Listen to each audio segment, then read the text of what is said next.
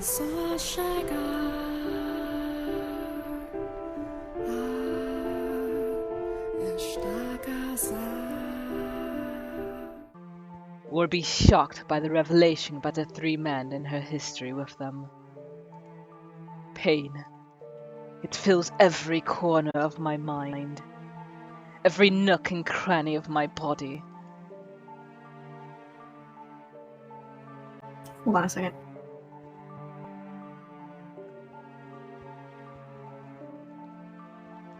I didn't want my alarm to go off in the middle of that. You figured it out by now, haven't you, my dear? You'll never make it to me. It's not possible. But it's not your fault. It's not because you're weak.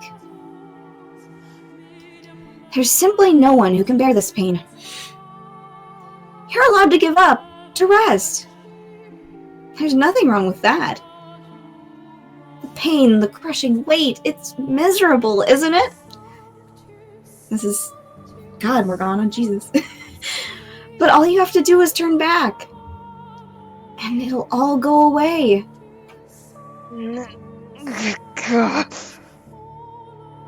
The witch whispers her sweet temptations.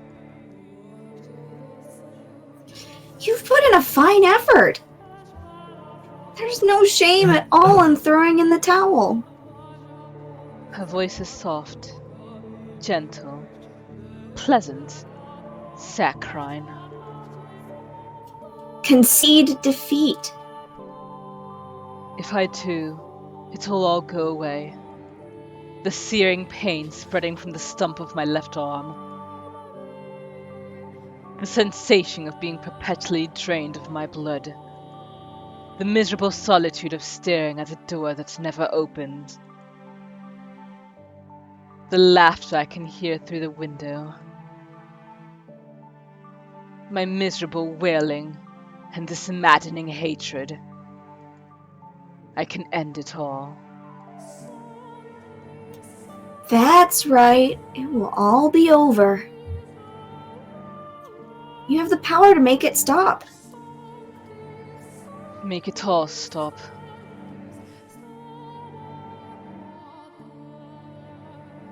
No! I can't let that happen.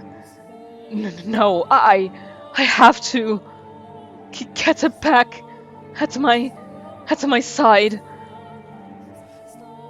I'll do anything to take her back, even if it means I end up 1,000 tiny scraps of meat. I will not give up on her for any reason. You won't, will you? Oh, such beautiful resolve. Willing to sacrifice yourself to save the girl. Like a hero of legend. Or maybe a fairy tale prince? No. I am no hero, and I am no prince. I am a human, an ordinary man. I don't have any extraordinary potential. I am not a courageous leader or a charismatic general. I'm just a regular man in love with a regular woman who refuses to lose her. I don't need any other accomplishment, only that. That's all I need, because I'm just a regular man. My one act of resistance. It doesn't matter what you say. It doesn't matter how much you cut me up. Nothing changes what I have to do. I have to take her back and set her free of this mansion, nothing else. And never will I back down on that.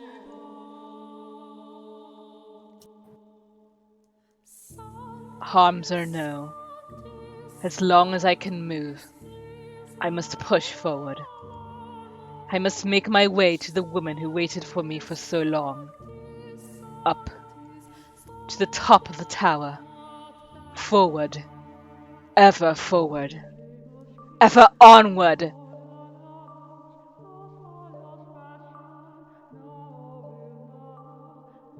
Dragging my bloody body, paying the pain no mind. I once more arrive at the top of the observation tower. I place my hand on the door, holding myself up with my lacerated right arm. Take a moment to catch my breath, then lift my head, gaze into the void and shout her name. Morgana! I pity you. I truly do. You are a saint shackled with an unfathomable fate, and for that I am enraged. As I felt your pain, as I watched your life, I too felt a burning hatred for those 3 men. If If you truly feel that way, then why can't you stay here with me? We're all dead anyway. We've reached our ends. Do you honestly think there's anything more for us? There isn't. The end is the end. So what do you say the 3 of us, me, you, and Giselle, torture the 3 of them and everyone they cared about? Make them suffer here for all eternity in this house. And that way, you and Giselle can be together forever too. That's not an option. Why not? Because hatred only brings you pain. Ha!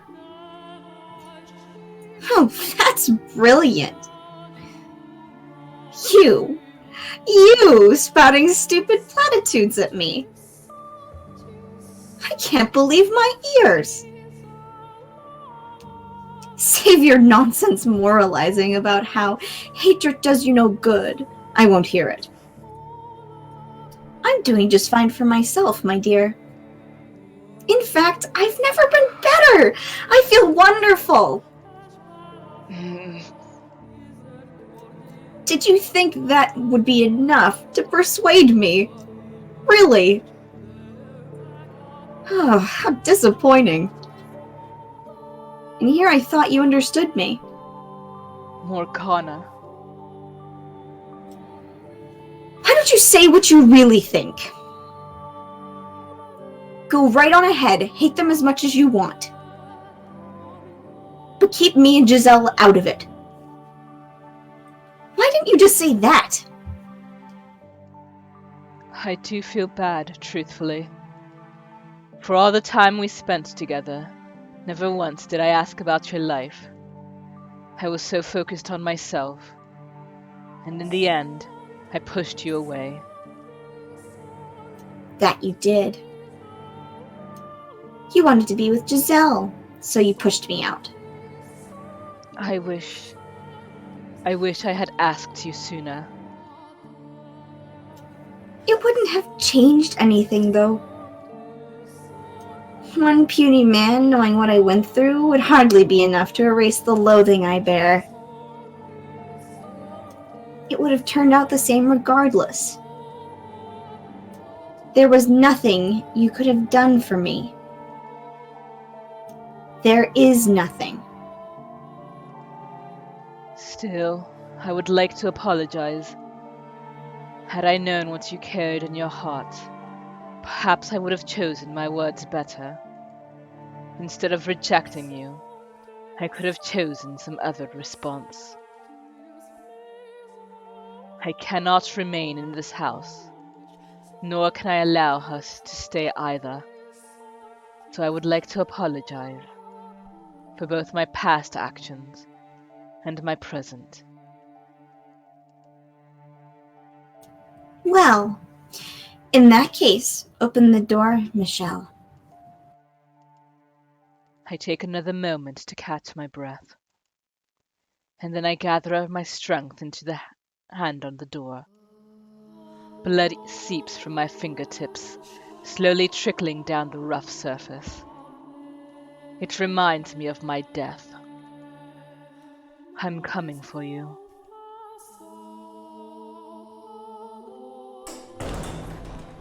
I push open the door, praying that it will be the last, that beyond it lies light for Giselle, and if possible, that it might cast a bit of light on Morgana's heart as well.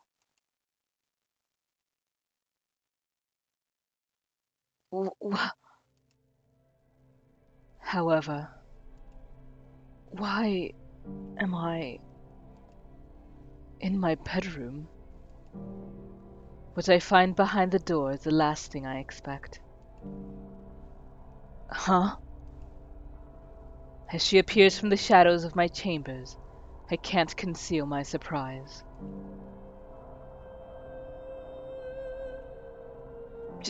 Giselle? Is this another illusion, Morgana? No, it's not.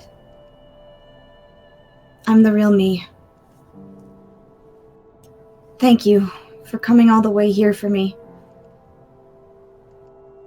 She's thanking me. So, why isn't she smiling? That was very kind and courageous of you, Michelle. I'm deeply moved you would have such compassion not only for her, but for someone like me. But do you know what else you are? You're a worm. What is it this time, Morgana?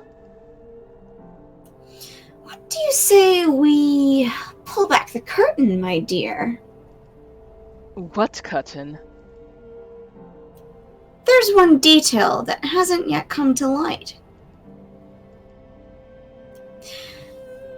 This isn't your first return to the mansion, is it? What? Ah! Oh no. You've been back numerous times. Each time not remembering her, and each time hurting her even more. You lying, Morgana. What are you talking about? What am I talking about? Oh, you know good and well, my dear. Or do you honestly believe that all of the other pieces were in their rightful places and you alone were some exception? I never... Tell me, how was it? Living in so many different eras, not knowing who you were, and playing with all the different men. No, you're out of your mind. You make it sound like I was... Not like, my dear. You are the white-haired girl. Yeah, the emotions I'm feeling right now are akin to screaming. I mean, like, that's what I thought at first, but... Yeah, but they kept doing that misdirection stuff, so I was convinced that there was just a secondary white-haired person in this narrative. Maybe Morgana's pulling a fast one, though. Enough! How could anyone possibly confuse me with her? Well, that's not a nice thing to say about your girlfriend. To tell you the truth, I couldn't see you as anyone else. Your white hair, red eyes, porcelain skin, and your name. Tell me, what about you isn't the same? We're not the same person. I'm a... I saw the letter. What? The one you had hidden. No. And you didn't think that was worth mentioning? No, Giselle, I didn't mean... That's exactly right, my dear Giselle. He deceived you. He kept a very important secret from you. Despite showing up before you multiple times, he cast you aside again and again. No, that wasn't me! It wasn't! It all makes sense now. Nothing you ever did was for me. Oh boy. Fata Morgana. I... Go on, Giselle. Tell him exactly how you feel. Michelle. Don't. Please don't. Don't say it! Not that. I'm begging you. You're... Stop! Please don't, Giselle! Not actually. Please. Don't say it! A man at all, are you?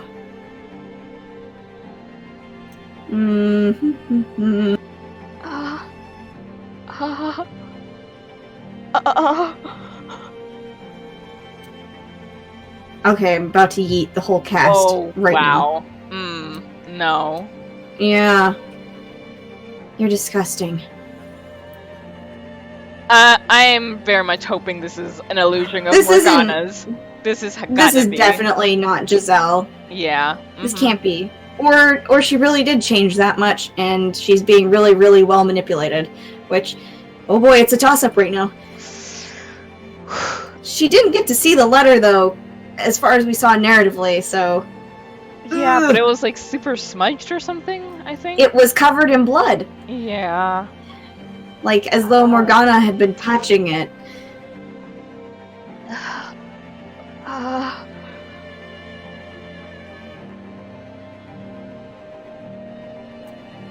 You're the only one it could have been, my dear.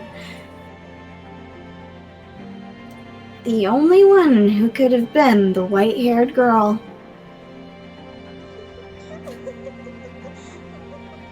Yeah, Mont Black has a good point. Like, the maid didn't fucking care if she was a woman or a man or whatever. Yeah, well, I don't think... Okay, so if this is really Giselle, I don't think that's what she meant by the "you're disgusting" comment. It's more about withholding information that probably wouldn't have mattered to Giselle at the time. Giselle pretty much loved Michelle unconditionally after that point. Mm-hmm. So hiding that physicality-wise, we don't really know what Michelle's genitals actually look like, but like there was some incongruency with being cis male. Like, like I don't think she would have had a problem, but lying about it for so long, maybe she's feeling mad about the lying rather than that makes a lot more sense, and that makes me like, a lot less mad. Yeah, well, like I mean, it's frustrating, but it's still deeply frustrating because, like, okay, so if you reason it out, there's a reason he kept it back all the time, because what happened in his life was horrible. That was why he almost died, and why he was locked up in a stupid fucking house, and, you know, living this half-life. And when he finds love, he's really, really into her and really accepting of what's going on after, you know, that whole growing pains period. And he's perpetually a 12-year-old boy. So... like, there's also the fact that he has been rejected before. Yeah, that too. Like, which, to be fair, Giselle doesn't know, but yeah. Yeah, that's right. But yeah, he had all these hang-ups that build and build and build up the fact that even though there's this person who unconditionally loves him, he still couldn't make that jump. Not when he was alive. Yep. So it's not his fault. No. But since Giselle doesn't have all the facts, boy, that hurts. Yeah, okay, I can see that. The next moment, my whole world comes tumbling down. I could have borne anything. Losing my arm, having my face torn off.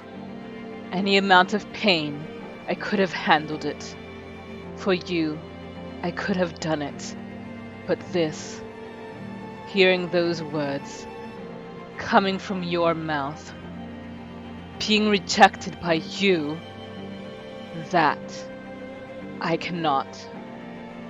Those words, they bury me alive. And you're the one person I never wanted to hear them from. Hmm.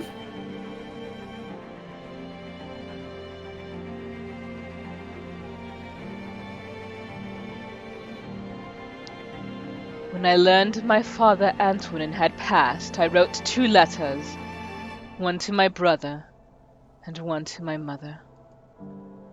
It was the first time I had found the courage to face my mother, to open up to her. I wanted to show her who I was, convince her that I wasn't cursed, so I could be myself when I returned to the capital with Giselle.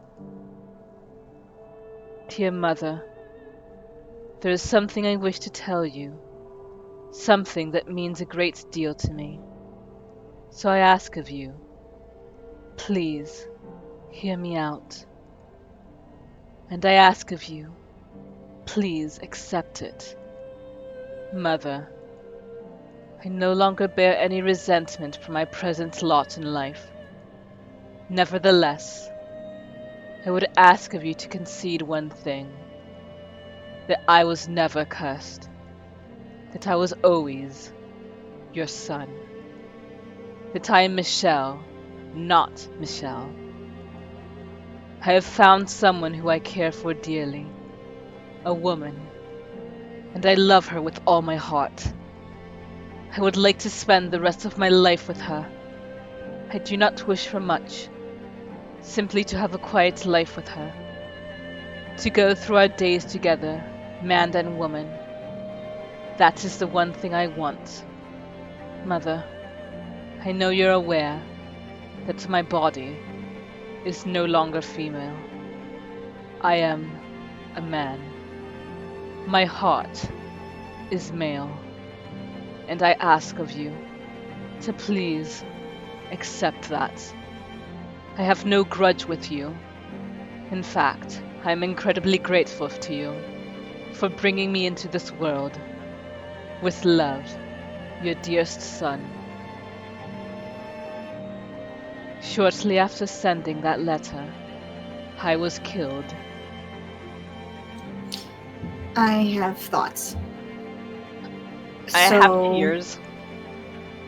That too, but so the interesting words right in that collection of things that he said was that I am no longer, I am now a man. Mm-hmm. Like, and I was thinking, if Michelle is intersex, that means like they chose once Michelle was born that was like out of the two, oh, it's a girl, even though there's some extra things. But that Michelle went through puberty and suddenly there was testosterone production. So that would explain. Makes sense. Yeah, because like, you know, that would align Michelle's probably internal monologue more with what was going on with his body. So, yeah. Mm-hmm. That's probably why she's like, "Oh no, my little girl's cursed." Mm-hmm. I'm dragged down, against my will, into the darkness. Beneath me spreads my own past. My door. The door I swore never to open. Oh. But despite all my efforts to resist, the door sucks me in. Into a world I never wanted to see again. A history I never wanted revealed. A past I never wanted anyone to see. Nonetheless, the door opens. It's terrible, but I'm kind of excited if there's going to be more sprites if we get to see Michelle's brother. Mood. Yeah, but this is sorry. This is a good This is, stopping yeah. point. We're near our 1 hour and 30 minutes. Oh, it's so tempting though, Coco. God. It's so tempting, but I also don't want to go too far ahead of Kanetsu. Yeah. Konetsu's gonna scream. Kanetsu, Straight up. hi Kanetsu, are you screaming? Konetsu, scream with us. I'm screaming all the time about this. All right, so thank you to everyone who came by. We'll be streaming this game again Thursday at 9 p.m. EST. So, hope Get you hype. guys have a good night or day. Bye bye. Oh no, here. What's this? This is the place. You home, Derval? I got a surprise for you. What's with that music?